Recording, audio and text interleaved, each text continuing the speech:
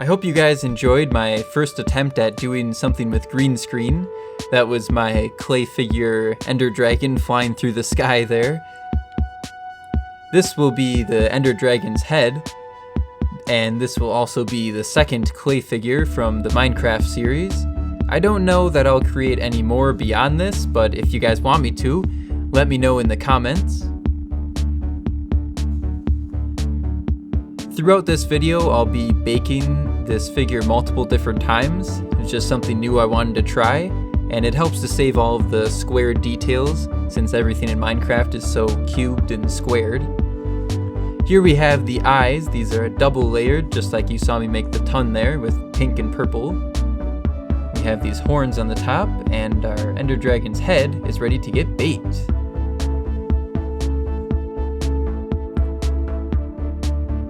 Let's use some super glue to put the two pieces of the head together. I'm not sure about you guys, but for me personally, getting to the Ender Dragon alone on survival mode is pretty much impossible, but beating it is definitely impossible. Sometimes I go in creative mode and go to the dragon just for fun to beat it because it can't even hurt you, so I think that's the only way I'll ever beat it.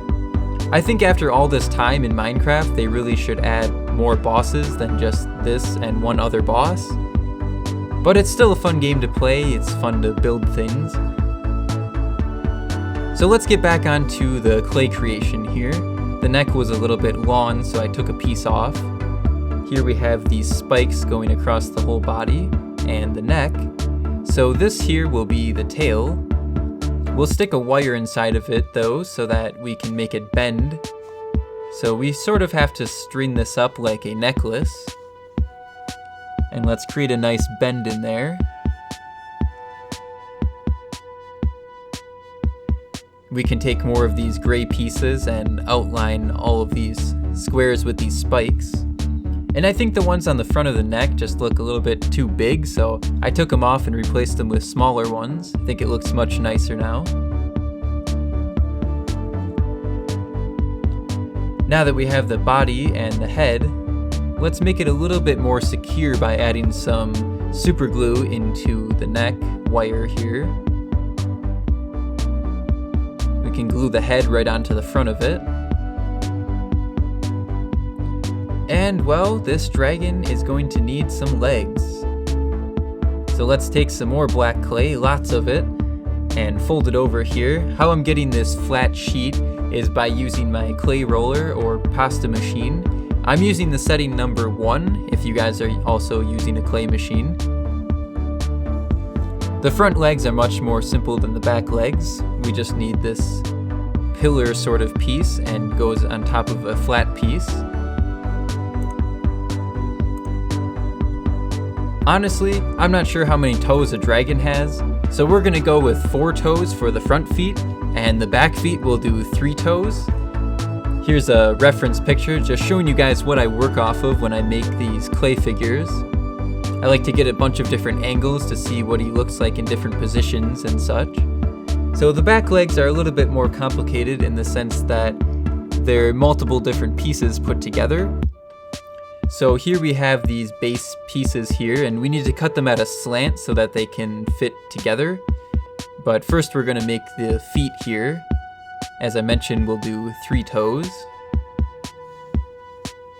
So here we're cutting the slant, and these can fit together now so the legs are sort of bent. Let's put the feet onto those now.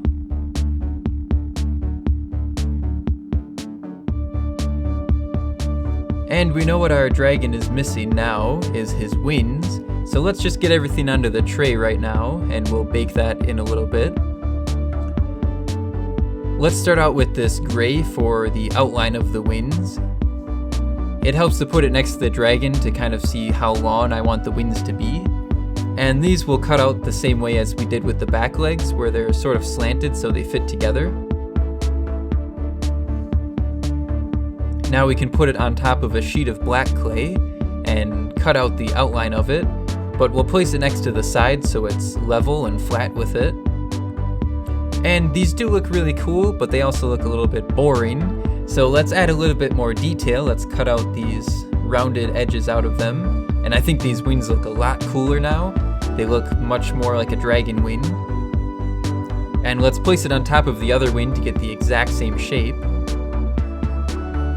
Just for a little last detail on the wings here, we have these gray outlines that go from each spike of the wings. And at the bottom here, where we're using these tools, we can use some rubbing alcohol or water to smooth it out a little bit. And now our dragon is ready to get baked. But first, we need to cut out these little pixels.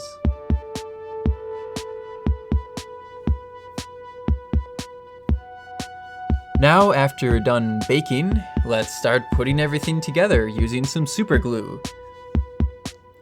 We have the front and the back legs, and now on the other side we have the front and the back leg. Let's put the wings on. Honestly, I'm surprised the wings stay on without having any wires. They're very heavy.